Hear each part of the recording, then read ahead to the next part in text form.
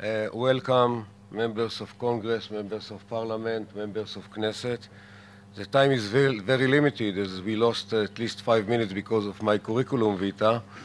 And I would like to allow a question and answers. I will try, in the time available, to describe in a nutshell what are the Israeli government observations regarding the current challenges, talking about foreign affairs and defense challenges, not talking about the internal challenges inside Israel. We believe that we are now in the midst of what we call a regional earthquake in the Middle East. Started in Tunisia, Egypt, Yemen, Libya, Bahrain, in a way in Iran, and in Syria recently. Our analysis of this regional earthquake is that, first of all, there are certain positive motives in this earthquake, which is the young generation, which had been exposed in the last 2 decades or so, or even in the last decade, to, I might call, new ideas. Let's call it Western ideas about freedom, human rights, women's rights. They were exposed by the media channels like the TV, satellite channels, or the internet, or whatever, and they want change.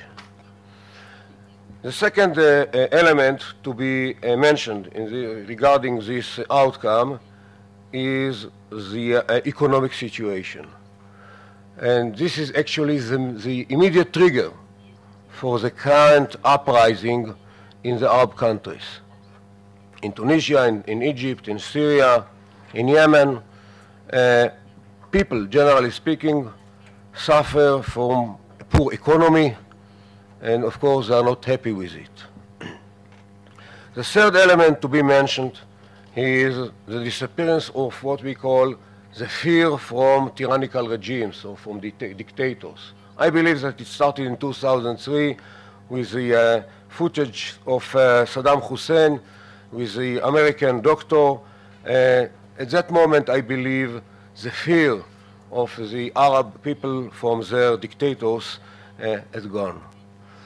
There is an epidemic move in the Middle East, and so it moved from Tunisia to Egypt and so forth, and this is not the end. So we are going to face non-stabilized Middle East for a very long period of time. As we can't see, just taking as an example, Egypt, we can't see stability in Egypt in the short and the medium run because of the challenges that any regime, today is a military regime, are going to face. First of all, the economic challenge. As a trigger for uprising was the poor economic situation. It's not going to be better, otherwise the international community is going to provide any kind of what might be called Marshall Plan. Less tourists, less foreign investments, so it's not going to be improved in the near future. The second challenge will be security. As in any non-stabilized situation, we see the radical elements trying to penetrate and to affect the situation in a negative manner. Al-Qaeda elements, Iranian-supported elements, and this is the case even in Egypt, not talking about some other countries.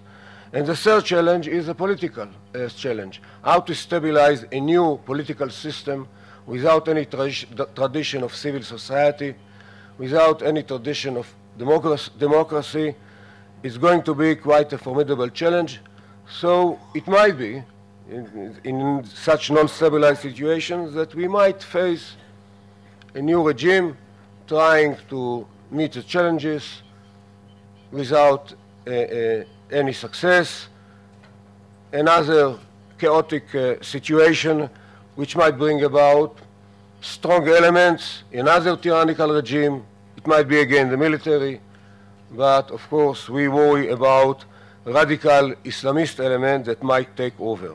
And today in Egypt, with the preparations for the parliamentary elections at the end of the year, it might be in September, it might be delayed, we are quite sure that the strongest element today in the Egyptian political system,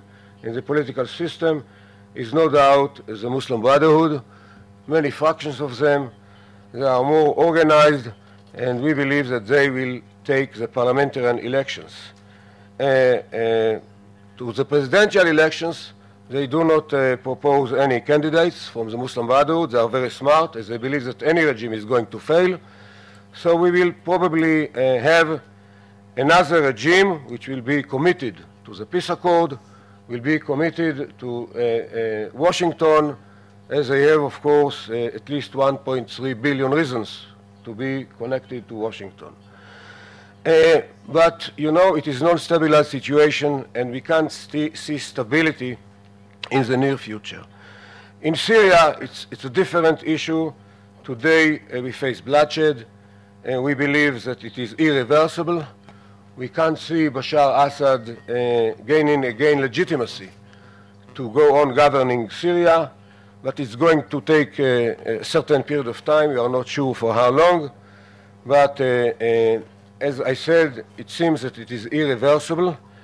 We believe that at the end we will see any kind of Sunni regime. It might be good news, as the current regime is part of the axis of evil, Iran, Syria, Hezbollah, Hamas, and it might be that any Sunni regime will change the whole strategic relationship between Syria and Iran, and Syria and Hezbollah. We hope so, but we are not sure.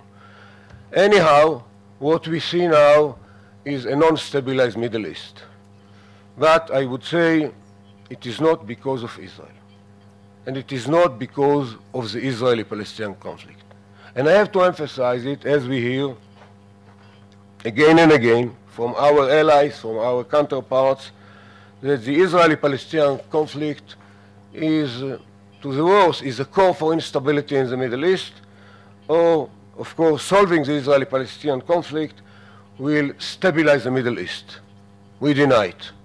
We claim that the uprising in Tunisia or in Egypt or in Libya or in Yemen or wherever, it's not because of us. There is no any connection, any linkage to this phenomenon and the Israeli-Palestinian conflict. And of course, we would like to solve the conflict. But even more than that, we have not stabilized the Middle East for years, for centuries. We have the Sunni-Shia conflict as an example. We don't take any part in it.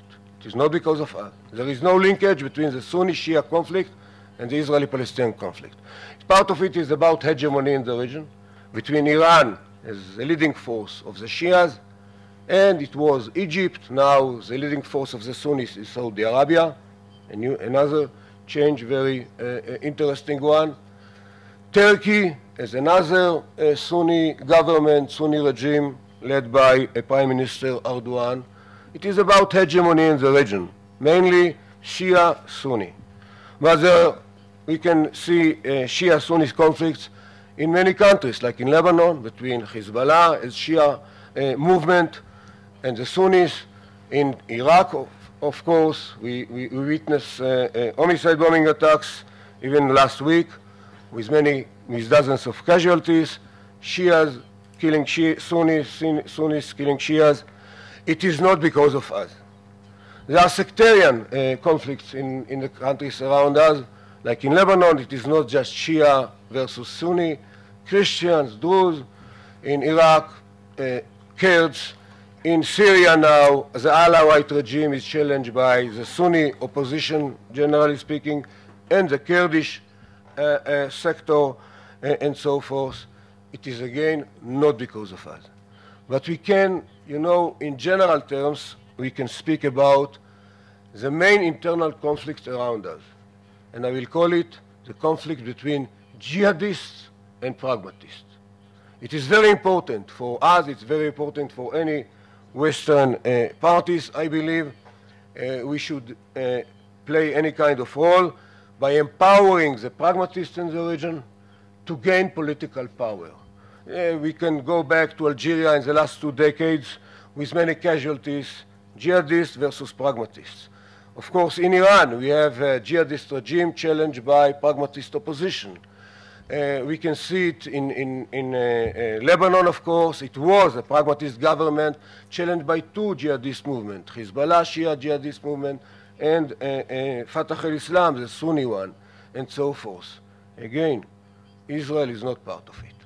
But the global conflict, which affects the situation in the Middle East, to my mind, to our analysis, according to our analysis, is a conflict between Islamists, jihadists, radical Islam, or whatever, and the West.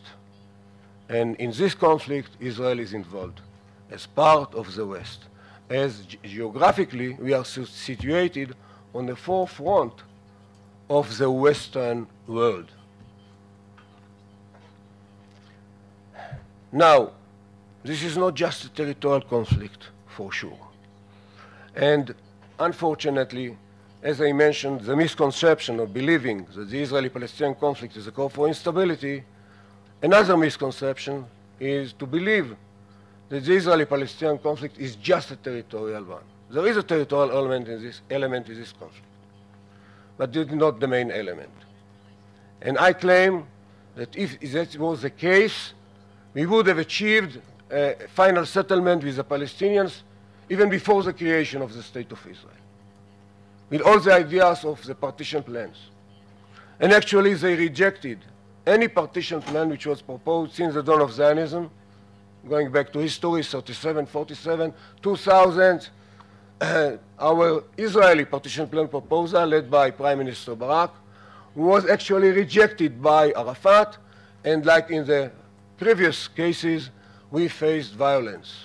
In 37, it was the Great Arab Rebellion, 47, our independence war, and in 2000 was the homicide bombers war, which called by them Al-Aqsa Intifada. So something is not understood if you believe that this is just a territorial conflict. Not talking about those who believe that if it is territorial conflict, it started in 67, and it has to be solved along the 67 lines. It's another misconception. Actually, when they claim for occupation, they claim for occupation since 48. So it is not about the size of Israel or its boundaries or borders. It's about our very existence. As Prime Minister Netanyahu articulated it in his speech, it is not about the creation of Palestinian state in any line, 67, whatever. It's about the existence of the State of Israel. And, you know, I personally supported Oslo. I thought about a territorial compromise as a good way to reach peace and tranquility. But when I realized that actually that the conflict is not just about 67, but about 48, about the very existence of the State of Israel, I changed my mind.